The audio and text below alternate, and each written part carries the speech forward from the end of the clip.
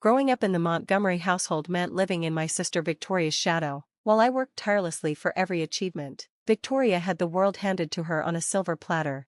Our father, James Montgomery, was the formidable CEO of Montgomery Enterprises, one of the largest tech companies in the country, but his approach to parenting was anything but conventional.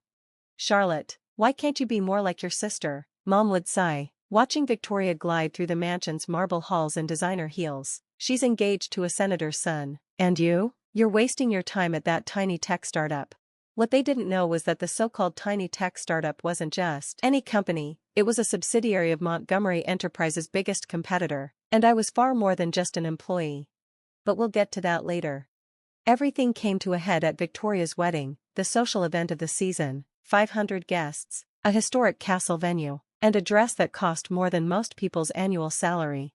In my room, I carefully wrapped a small gift box containing a simple gold necklace. Through the tissue paper, the $50 price tag was still visible. I left it there on purpose. "Charlotte," Victoria's shrill voice rang from the bridal suite, "you're late for photos, and what are you wearing?" I glanced down at my dress, a simple blue piece I'd picked up at a department store. Unlike the other bridesmaids, swathed in custom designer gowns, I had insisted on choosing my own.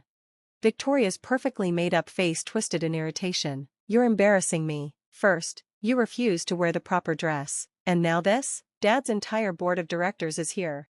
If only she knew I had regular meetings with most of them, but that was one of my father's best-kept secrets. The ceremony went exactly as expected, grand, ostentatious, dripping with excess. I sat in my assigned seat, noticeably separated from the rest of the family, watching as Victoria married Bradley Winchester, a man who was more of a career move than a soulmate. Then came the reception, and with it, the moment that changed everything. "Time for gifts," Victoria announced, clapping her hands like an eager child. One by one, guests presented extravagant offerings, rare art, luxury car keys, exotic vacations. Then it was my turn. I stepped forward, holding my small box. The room fell silent. "What's this?" Victoria asked, voice laced with disdain. She unwrapped the gift, and the price tag fluttered to the floor. A $50 necklace from a department store? She held it up for everyone to see, laughter rippling through the crowd. "Charlotte," Mom hissed, mortified, "how could you? Your sister deserves better than this." Victoria dangled the necklace between two manicured fingers, like it was something dirty. "I suppose this is what we can expect from someone working at a failed startup. Tell me, Charlotte, how does it feel to be such a disappointment?" The room went still, eyes turned to me, anticipating my reaction. Then, from the back of the hall, I caught sight of my father. He wasn't looking at Victoria, he was watching me, a knowing smile playing on his lips. Beside him stood Marcus Chen, CEO of Chen Technologies, Montgomery Enterprises' biggest rival. "Actually," Marcus's voice cut through the tension, "I believe I can shed some light on Charlotte's employment situation." Victoria scoffed. "And why would you know anything about my sister's dead-end job?" Marcus stepped forward, his presence commanding attention. "Because Charlotte isn't just an employee, she's the CEO and founder of Quantum Innovations, which my company acquired last month for $2.3 billion. Silence, the kind that stretched long and heavy, thick with disbelief. Victoria's mouth opened and closed, her expression cycling through shock, confusion, and horror. "That's impossible. She works at some tiny company, she lives in a tiny apartment, she shops at department stores." Marcus gave a small smile. "Yes, and she built that tiny company from the ground up, developing AI technology that's now changing the industry, and she did it all without ever using the Montgomery name." I finally spoke, my voice steady.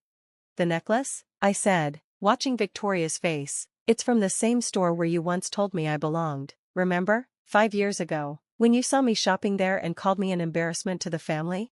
The memory hung in the air, unspoken but undeniable. Victoria swallowed hard. But the revelations weren't over.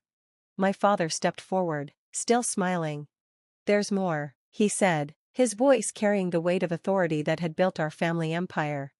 And in that moment, I knew everything was about to change. Charlotte's success wasn't just about business acumen, it was about character.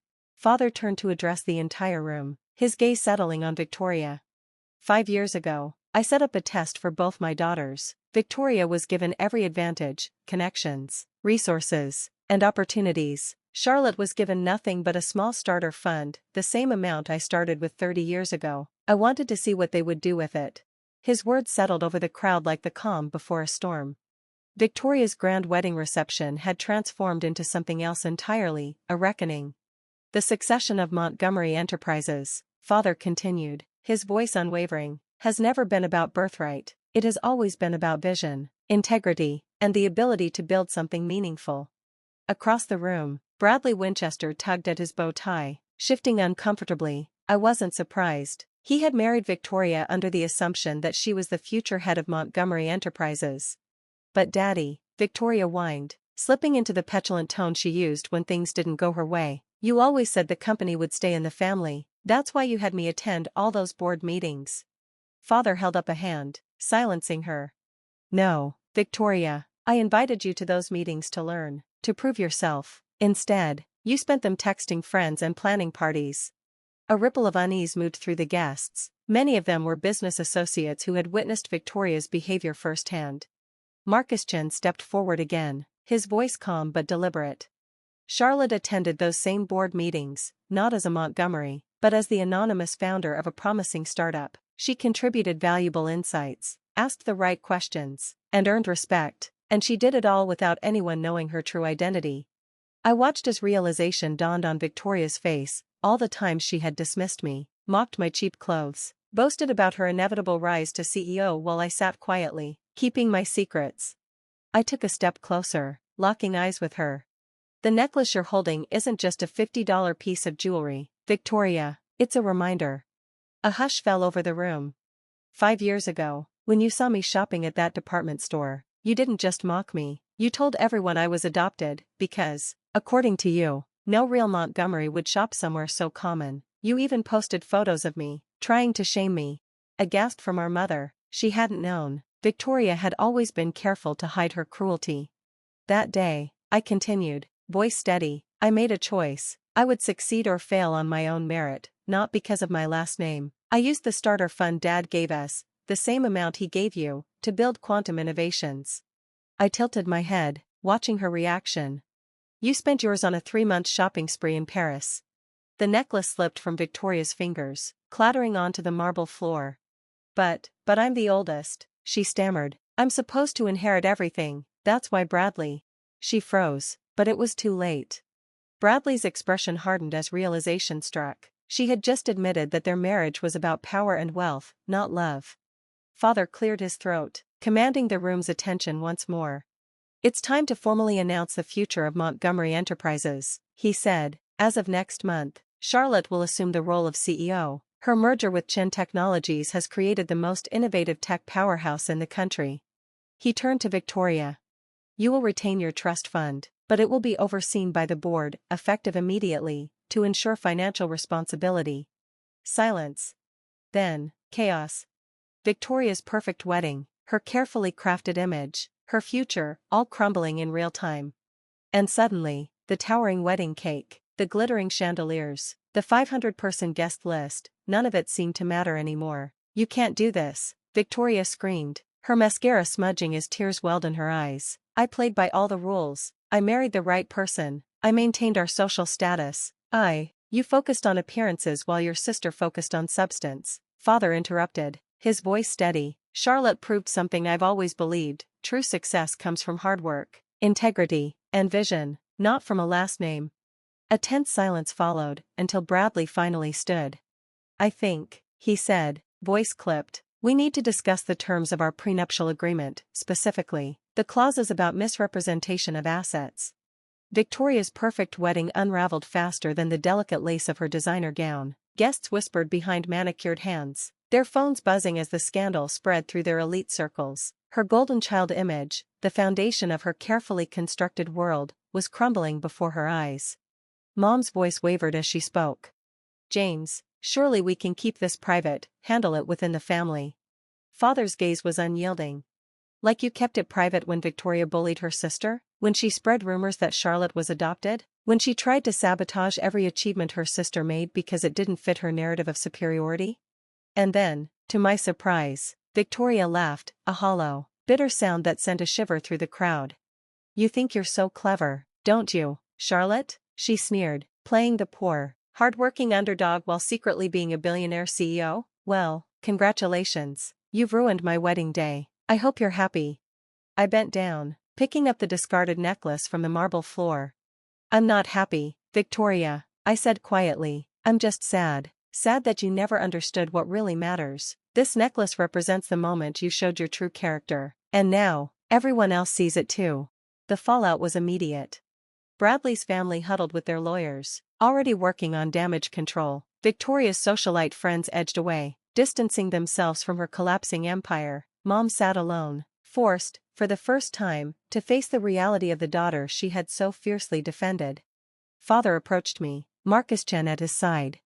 You've exceeded every expectation, he said, not just in business, but in character. You could have exposed Victoria years ago, could have flaunted your success. Instead, you worked hard, stayed humble, and proved yourself worthy, not just of running a company, but of leading it into the future.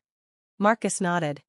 The merger between Quantum Innovations, Chen Technologies, and Montgomery Enterprises will revolutionize the industry, and it will be led by someone who understands both innovation and integrity. I looked around the grand wedding venue, the extravagant floral arrangements, the glistening chandeliers, the untouched champagne and crystal flutes. None of it mattered anymore. Victoria's perfect day had become something else entirely, a reckoning, a lesson in karma. As guests began to leave, I placed the $50 necklace on Victoria's untouched wedding cake. Consider it a reminder, I said softly, that true value isn't in the price tag, but in the character of the person wearing it. 5 years later, Montgomery Innovations is now the leading tech company in the world. Victoria, she and Bradley divorced 2 months after the wedding. She lives off her managed trust fund, no longer welcome in the society circles she once ruled. Occasionally, she reaches out, usually when she needs money or a favor. Each time, my assistant sends the same response, a photo of that $50 necklace. Mom eventually apologized, realizing too late the damage she had enabled. She's trying, slowly, to understand that success isn't measured in social status or designer labels. Dad remains on the board, satisfied that his test revealed the truth about both his daughters. As for me, I still shop at department stores, live modestly, and focus on innovation over attention. The only expensive thing I own is a frame on my office wall. Inside it is a $50 necklace. A reminder that character isn't revealed in moments of triumph, but in how we treat others when we think we're superior. Because sometimes, the best revenge isn't about getting even. It's about proving that success and integrity aren't mutually exclusive. Victoria taught me that lesson, even as she never learned it herself.